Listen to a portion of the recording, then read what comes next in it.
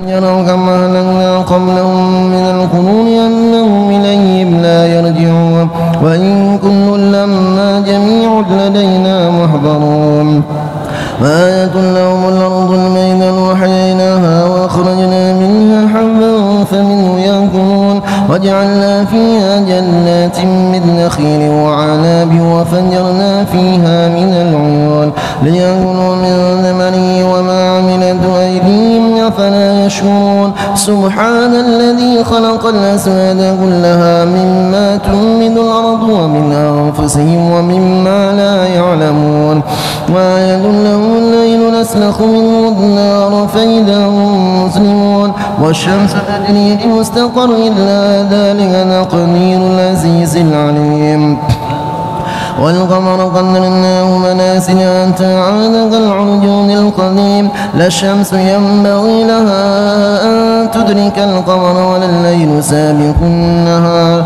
وكل في فلك يسبحون وآية لهم أنا حملنا ذريته في الفلك المشحون وخلقنا لهم من مثله ما يركبون وإن نشأ نغرقهم فلا صريخ لهم ولا هم ينقذون إلا رحمة منا ومتاعا إلى حين وإذا قيل لهم اتقوا ما بين أيديكم وما خلفكم لعلكم ترحمون وما تأتيهم من آية من آيات ربهم إلا كانوا عنها معرضين وإذا قيل لهم أنفقوا مما رزقكم الله قال الذين كفروا للذين آمنوا أنطعم من لو يشاء الله أطعمه إن أنتم إلا في ضلال مبين ويقولون متى هذا الوعد إن كنتم صادقين ما ينظرون إلا صيحة واحدة نأخذهم وهم يخصمون فلا يستطيعون توصية ولا إلى أهلهم يرجعون ونفخ في الصور فإذا هم من الأجداث إلى ربهم ينسلون قالوا يا ويلنا من بعثنا من مرقدنا هذا ما وعد الرحمن وصدق المرسلون إن كان إلا صيحة واحدة فإذا هم جميع لدينا محضرون فاليوم لا تظلم نفس شيئا ولا تجزون إلا ما كنتم تعملون إن أصحاب الجنة اليوم في شغل فاكهون هم وأزواجهم في ظلال على الأرائك متكئون لهم فيها فاكهة ولهم ما يدعون سلام قولا من رب رحيم وامتازوا اليوم أيها المجرمون ألم أعهد إليكم يا بني آدم ألا تعبدوا الشيطان إنه لكم عدو مبين وأن اعبدوني هذا صراط مستقيم ولقد ضل منهم جبلا كثيرا أفلم تكونوا تعقلون هذه جهنم التي كنتم توعدون اصلوها اليوم بما كنتم تكفرون اليوم نختم على أفواههم ونكلمنا أيديهم ونشهد أرجلهم بما كانوا يكسبون ولو نشاء لطمسنا على أعينهم فاستمعوا الصراط فأنى يبصرون ولو نشاء لمسخناهم على مكانتهم لما استطاعوا ضيا ولا يرجعون ومن نعمره ننكس بالخلق أفلا يعقلون وما علمناه الشعر وما ينبغي له إن هو إلا ذكر وقرآن مبين لينذر من كان حيا ويحق القول على الكافرين أولم يروا أنا خلقنا لهم مما عملت أيدينا أنعاما فهم لا مالكون وذللناها لهم فمنها ركوبهم ومنها يأكلون ولهم فيها منافع ومشارب فلا يشكرون واتخذوا من دون الله آلهة لعلهم ينصرون لا يستطيعون نصرهم وهم لهم جند مهضرون فلا يحزنك قولهم إنا نعلم ما يسرون وما يعلنون أولم ير الإنسان أنا خلقناه من نطفة فإذا هو خصيم مبين وضرب لنا مثلا ونسي خلقه قال من يحيي العظام وهي رميم قل يحيي الذي أنشاها أول مرة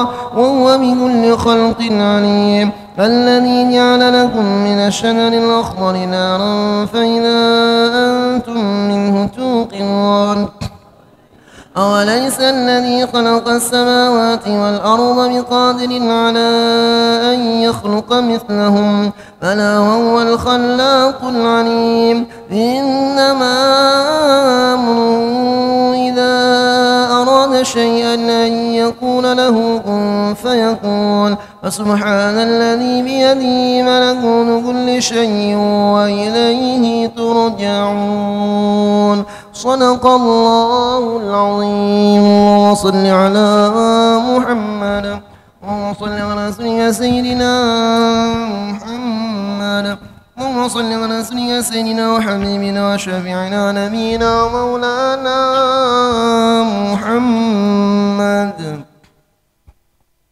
أستغفر الله العظيم أستغفر الله العظيم أستغفر الله العظيم أستغفر الله العظيم أستغفر الله العظيم يا الله يا غفار أستغفر يا تواب تب علينا يا الله يا الله ampuni dosa-dosa kami ya Allah ampuni dosa-dosa kedua orang tua kami ya Allah ampuni dosa-dosa guru kami keluarga kami kaum muslimin dan muslimat ya Allah Astaghfirullah kemustajaban doa keberkahan ya Allah di tempat yang kau berikan berkah ya Allah di masjid yang kau cintai ya Allah kami berintikaf di masjid-Mu ya Allah mengucapkan istighfar kepadamu ya Allah mengharapkan ampunan-Mu ya Allah rahmat-Mu ya Allah maghfirah-Mu ya Allah ridha-Mu ya Allah segala ujian bala bencana musibah masalah yang sedang kami hadapi ya Allah akibat dosa-dosa yang telah kami lakukan ya Allah maka pandanglah kami dengan pandangan rahmat-Mu ya Allah hilangkan semua itu ya Allah ya Allah ya Allah astaghfirullah al-azim sallallahu ala Muhammad sallallahu ala Muhammad sallallahu ala Muhammad sallallahu ala Muhammad sallallahu ala Muhammad ya Rasulullah ya Habibullah ya Nabi Allah khutiyadina qadlan hilatuna adrikna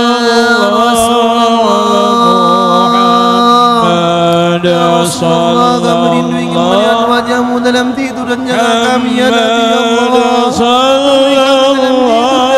kami ya Rasulullah bimbing kami ya Nabi Allah agar kami bisa melaksanakan sunnah-sunnah-Mu ya Rasulullah berikan kami syafaat husna-Mu kelak ya Rasulullah ya Rasulullah ya Rasulullah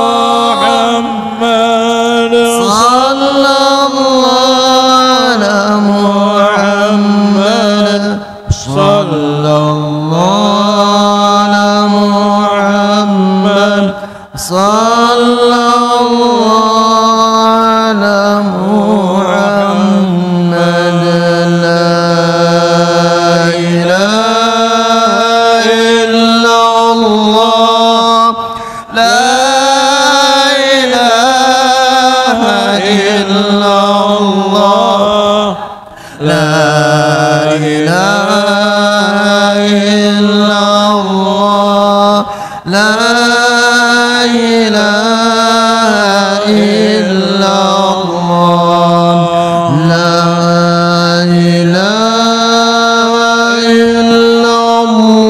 Tiada Tuhan yang kami sembah Engkau ya Allah. Sekarang kami berzikir di masjid-Mu ya Allah. Kami mengharap maghfirah-Mu, rahmat-Mu, ridha-Mu ya Allah. Kabulkan semua hajat kami ya Allah. Bahagiakan kami ya Allah dunia wal akhirah.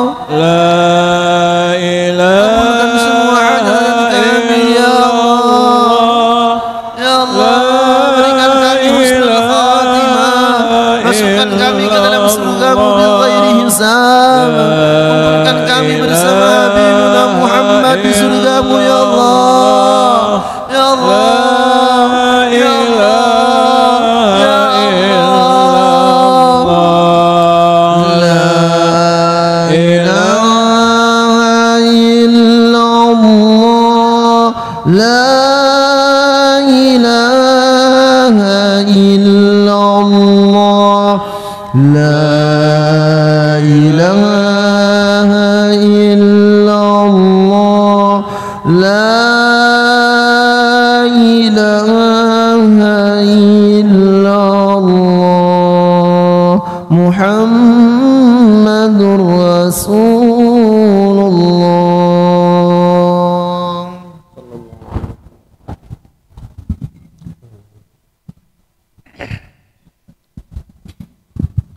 Salatu wassalamu ala Rasulillah wa ala alihi wa sahbihi wa mawala. Astaghfirullah wa la hawla wa la quwwata illa billah. Yang ulun muliakan para habaib dan para syarifah, para alim ulama, guru-guru agama, tokoh-tokoh masyarakat, hadirina wal hadirat, wabil khusus yang ulun muliakan guru ulun ayahanda Tuan Guru Kiai Haji Hasanul Basri. Mudah-mudahan Allah Subhanahu wa taala mengabulkan semua hajat sidin sekeluarga dan hajat kita marataan. Yang ulun muliakan ayahanda Tuan Guru Kiai Haji Ar-Radiyan, Guru Talha Kaifang Hulu, Guru Sarwani, wabil khusus yang ulun muliakan ayahanda Tuan Guru Dr. Nandus Haji Badrun. Mudah-mudahan Allah Subhanahu wa taala dengan berkah para guru-guru membahagiakan kita dunia wal akhirah, mengumpulkan kita bersama Rasulullah sallallahu alaihi wasallam di surganya Allah. Amin ya rabbal alamin. Alhamdulillah, thumma alhamdulillah ma'a syukrillah. Segala puji dan syukur milik Allah Subhanahu wa taala yang telah memberikan kita nikmat hidayah, taufik dan inayahnya sehingga kita bisa kembali memulai acara rutin kita pada setiap malam Jumat. Kita berkumpul bersama di masjid yang penuh dengan rahmatnya Allah Subhanahu wa taala ini. Salawat dan salam marilah selalu kita ucapkan kepada baginda kita Nabi besar Muhammad sallallahu alaihi wasallam beserta para sahabat, kerabat, pengikut zuriat beliau sampai hari kiamat. Yang mana dengan mana berkah beliau Allah Subhanahu wa taala menjadikan kita sebagai sebaik-baik ummah. Dan sebelum ulun bacakan kitab pada malam hari ini, terlebih dulu ulun banyak-banyak minta maaf, minta halal, minta ridha, minta ampun lawan sampian-sampian marataan. Jikalau nantinya dalam penyampaian ulun terdapat kesalahan baik yang ulun sengaja atau yang tidak ulun sengaja, jadi berilaan pada ulun. Qala al-musannif rahimahullah wa nafa'ana bihi wa bi'ulumihi fid daraini wa ja'alana wa iyyakum wa iyyakunna minal ulama'il 'amilin wa ja'alna ya rahmanu ya rahim min awliyaikal muttaqin. Adapun sebab yang ketiga bagi riya itu yaitu tamak. Nah, jadi ini tamak adalah penyebab daripada penyakit riya. Di dalam kitab Penawar Bagi Hati ini, riya diandak dalam sifat yang terakhir dalam sifat-sifat yang tercela. Jadi habis riya ini kita memasuki kena sifat-sifat yang terpuji.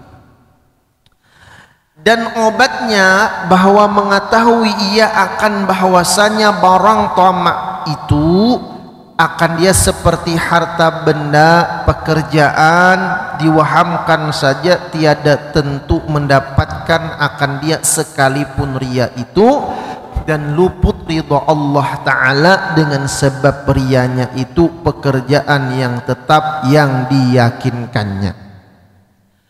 Tama adalah senang luba terhadap harta, kada puas dengan apa yang dimiliki. Maka ujar para ulama, tama ini hurufnya sudah to, bulat, buris. Artinya menggambarkan kepada kerakusan.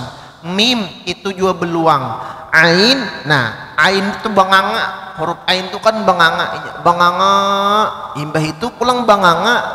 Bawahnya libar, ada takantuk. Artinya nampak harta yang kita tomakakan kalau kada didasari dengan ilmu itu bakal menjadi sia-sia, kada tak kumpul, bahkan mencelakakan kita. Lalu apa yang kita kumpulkan daripada harta kalau tidak digunakan untuk ibadah, hanya kemegahan pingin dipuji oleh manusia, itulah yang bakal mencelakakan kita. Allah sudah banyak menceritakan dalam Al-Quran bagaimana orang-orang yang tama, orang-orang yang pingin dipuji dan memperlihatkan harta bendanya karena kemegahan dunia, ujung-ujungnya mereka hancur dan celaka. Hancur lawan celaka. Dan kita ingat bahwasanya sifat ini kada maulah Allah Ta'ala ridha lawan kita. Dan pulang kita ingat bahwa harta kada maulah orang bahagia. Ulun maaf-maaf banyak orang datang ke rumah menangis-nangis. Ulun gurai banyak benar, pikiran banyak benar masalah. Ulun gurai musi guring di atas duit nang kaya ini tatap ulun kada bahagia. Dem hati ulun nyaman kah guring di atas duit, apalagi duit pacah. Ya kah? Bebeler-beler ya awak, ya kada. Artinya apa mafhumnya?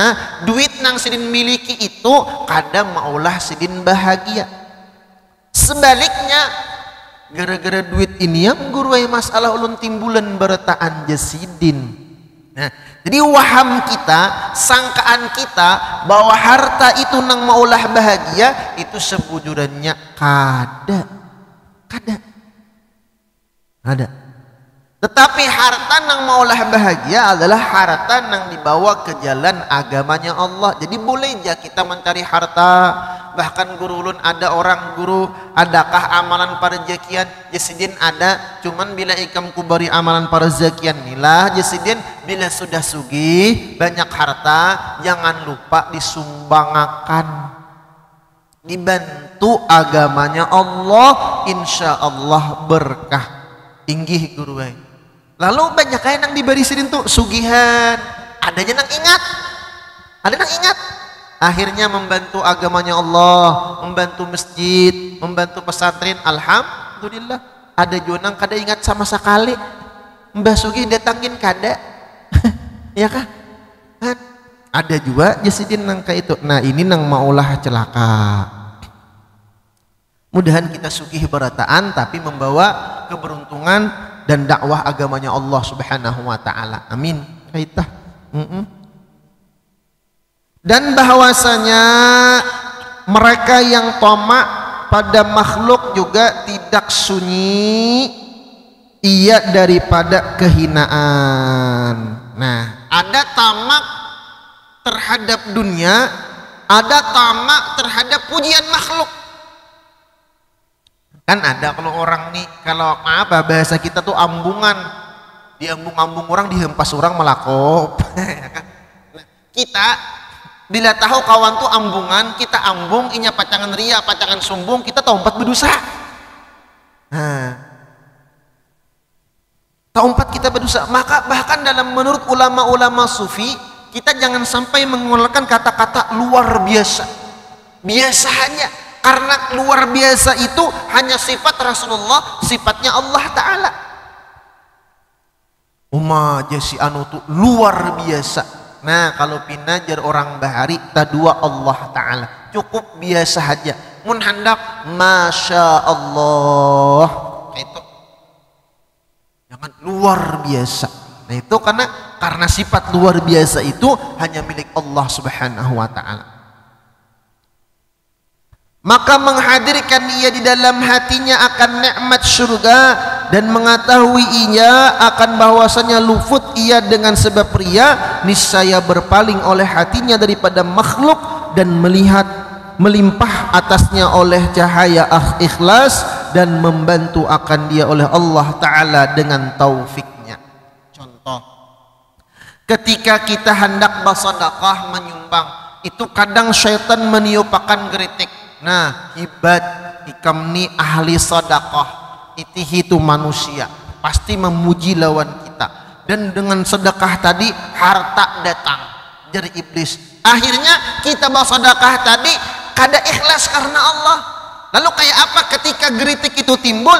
Jawab, kita bersedekah bukan untuk mencari pujian manusia, kita mengharap ridhonya Allah, dan kita bersedekah ini bukan karena mengharapkan harta yang di dunia yang diberikan Allah, tapi kita mengharapkan keridhaan Allah. Hanya bersedekah. Di stop dulu. Iming-iming tadi, himung-himung tadi. Kalau kita sudah ikhlas, ampik ma fil jaib yu'tika ma fil ghaib, berikan apa yang ada dalam kantonganmu, maksudnya duit kita, rezeki kita, beriakan. Ampik ma fi jaibik, berikan apa yang ada dalam kantongan engkau, maksudnya kan kinayah duit, rezeki, beriakan itu.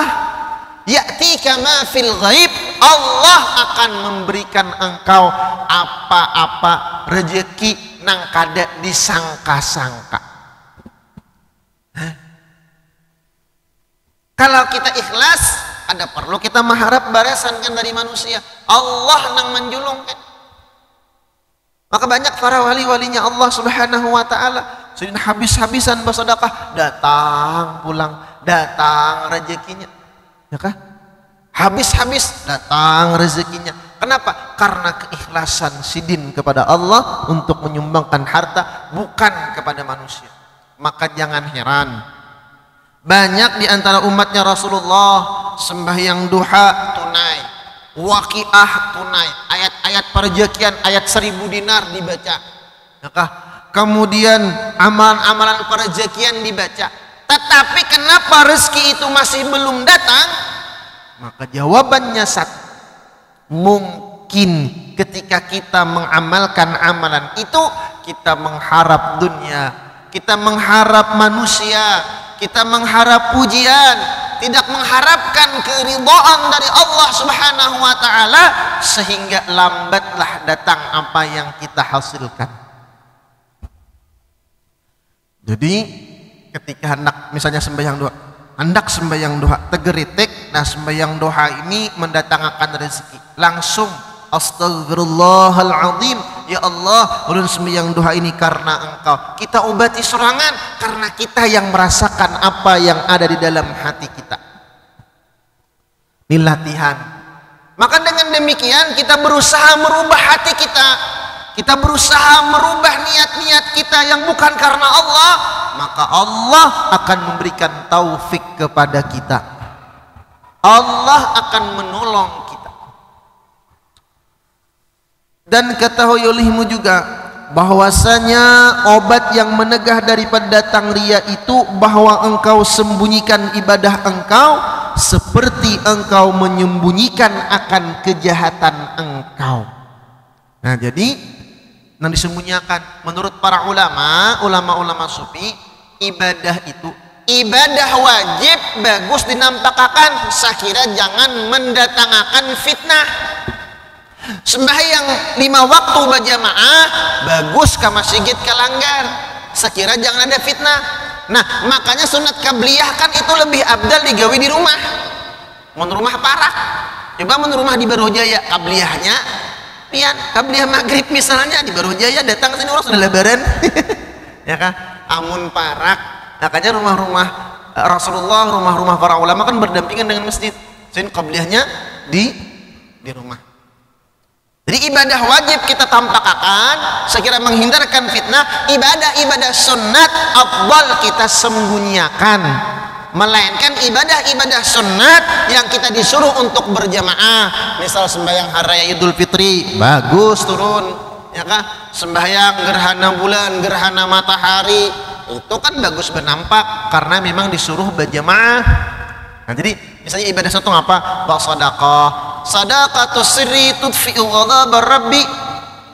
Sedekah bersembunyian memadamkan murkanya Allah. Kemudian baca salawat bersembunyian, baca Al-Quran, ibadah-ibadah disembunyikan. Nah, itu bagus sekira menghindarkan ria. Nah, mudah-mudahan Allah Subhanahu wa taala menolong kita, memberikan kita hati yang selamat, dihiasi dengan sifat-sifat yang terpuji. Allah kabulkan hajat kita dunia wal akhirah. Allah bahagiakan kita dunia wal akhirah. Kemudian kita mati dalam keadaan beriman husnul khatimah, masuk surga bi ghairi hisab, berkumpul bersama Rasulullah sallallahu alaihi wasallam. Amin ya rabbal alamin. Minta halal, minta ridha, minta maaf, minta ampun. Wabillahi taufik wal hidayah war ridha wal inayah. Assalamualaikum warahmatullahi taala wabarakatuh. Al-Fatihah.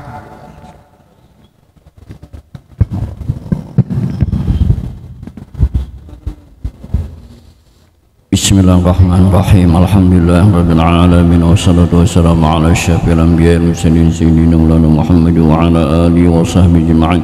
Ya hayyu ya qayyum ya bani samawati wal ardi wa habbi rahman rahimin. Allahumma ighfir lana dhunubana wa lidina wa kama ghafara. Allahumma ij'al awladana min ahli al-'ilmi wa min ahli al-khair wa la taj'al wa iyyahum min syai'anika wa syai'an. Allahumma wfiqna bahman nabiyina hajjal musliman malakatul qawmi rahimin. Rabbana taqabbal minna wa tub 'alaina innaka antal wahhab. Allahumma ighfir 'anna bi rahmatika ya arhamar. Wa sallallahu alaihi Muhammad wa ala alihi wa sallam. Alhamdulillah. Taqabbalallahu minkum.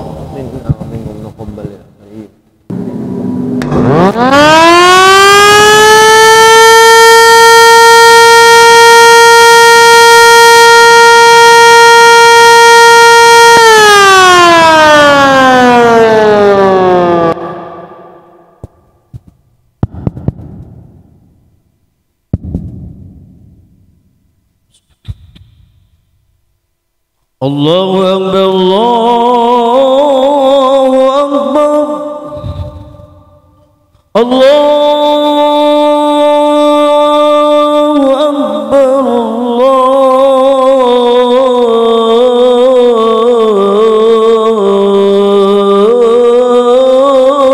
Allahu Akbar. Asyhadu an la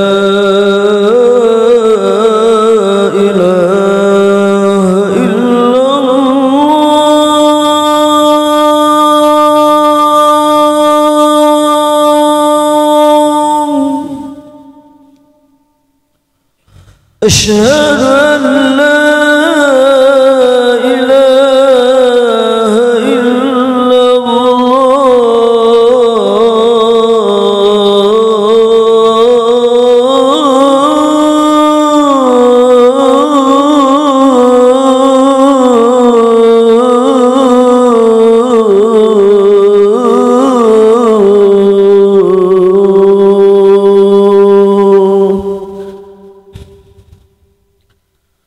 أشهد أن محمد رسول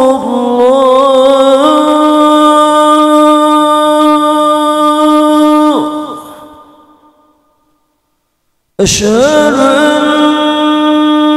محمد رسول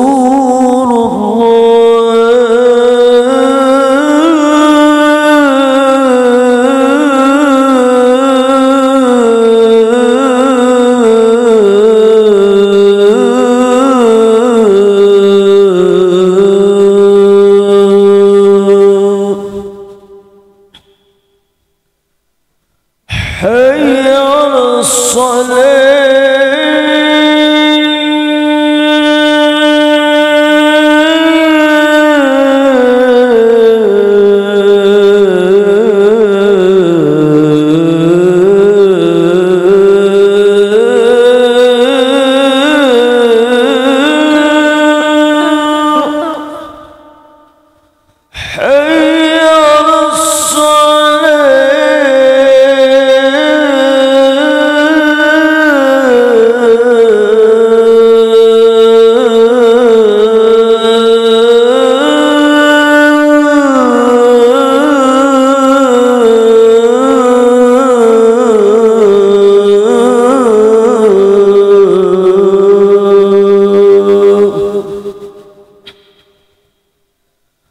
حي على الفلاح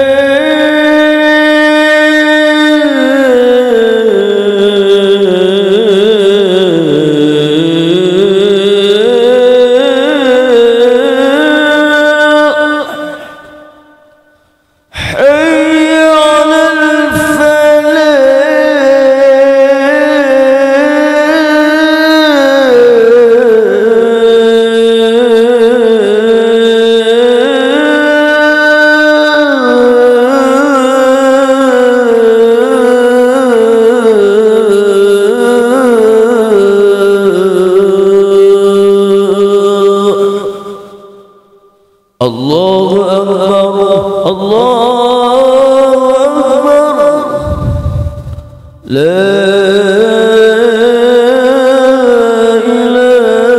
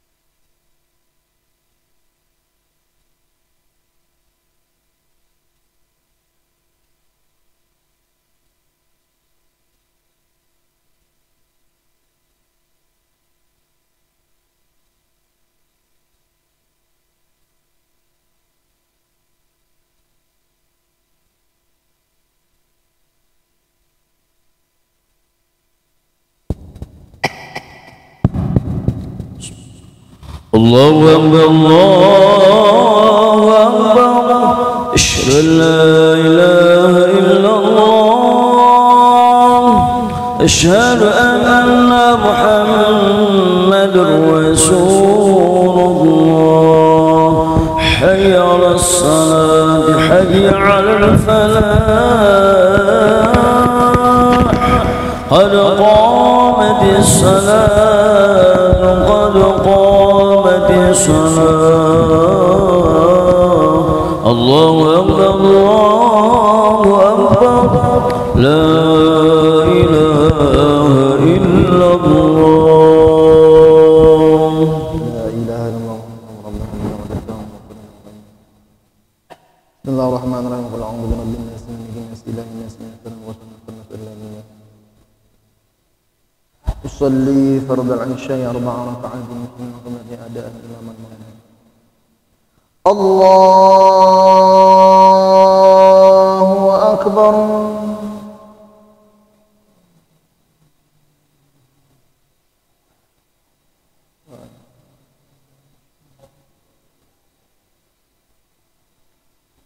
بسم الله الرحمن الرحيم الحمد لله رب العالمين الرحمن الرحيم مالك يوم الدين إياك نعبد وإياك نستعين اهدنا الصراط المستقيم صراط الذين أنعمت عليهم غير المغضوب عليهم ولا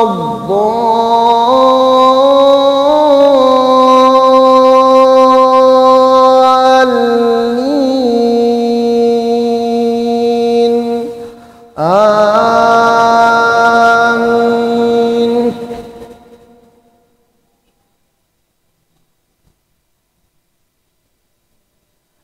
بسم الله الرحمن الرحيم يا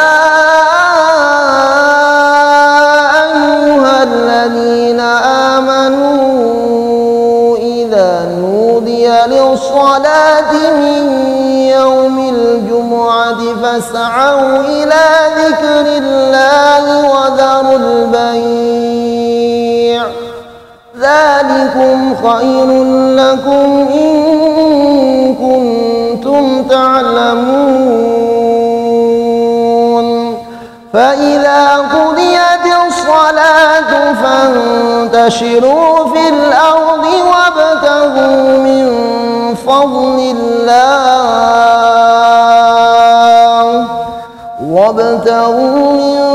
فضل الله واذكروا الله كثيرا لعلكم تفلحون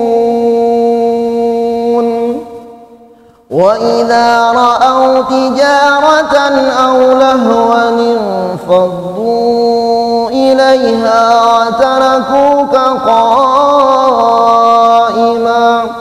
قل ما عند الله خير من اللهو ومن التجارة والله خير الرازقين الله سمع الله لمن حمده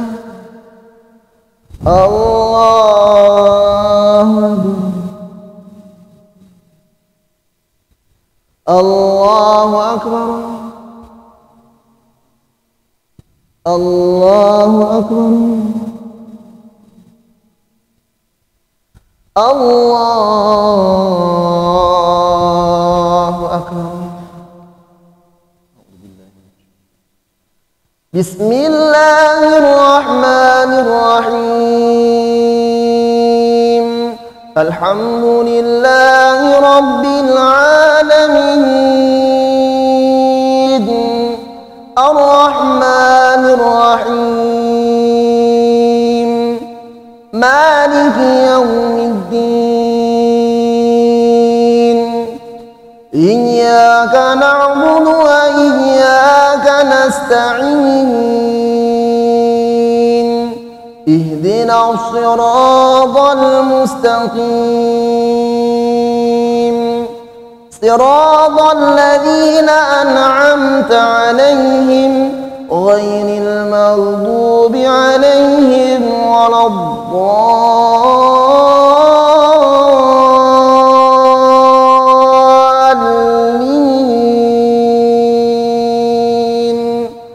آمين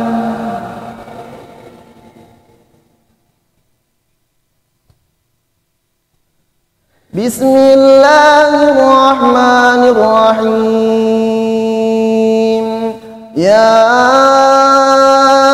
أيها الذين آمنوا لا تلهكم أموالكم ولا أولادكم عن ذكر الله ومن يفعل ذلك فأولئك هم الخاسرون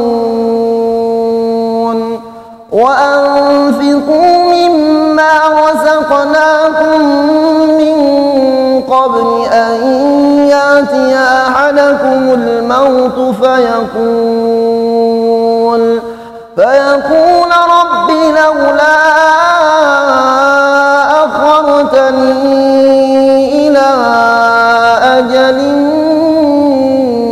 قريب فأصدق وأكن من الصالحين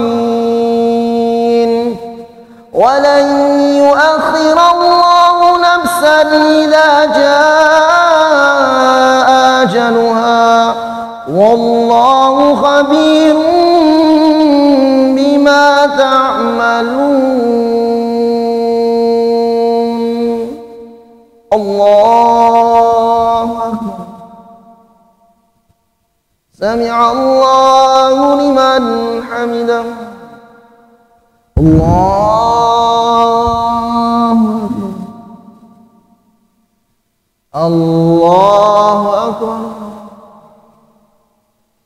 الله الله أكبر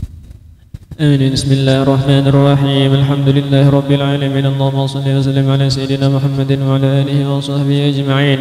اللهم اغفر لنا ولوالدينا ولمشايخنا ولمعلمنا ولذوي الحقوق علينا ولمن أحسن إلينا ولجميع المسلمين والمسلمات والمؤمنين والمؤمنات الأحياء منهم والأموات. اللهم إنا نسألك التوبة والمغفرة والتوفيق والهداية والاستقامة وحسن الخاتمة. اللهم اجعلنا وذرياتنا من عبادك الصالحين من أوليائك المتقين ومن علماء العاملين. ربنا آتنا في الدنيا حسنة وفي الآخرة حسنة وقنا عذاب النار. وصلى الله على سيدنا محمد وعلى آله وصحبه وسلم. سبحان ربك رب العزة عما يصفون وسلام على المرسلين والحمد لله رب العالمين.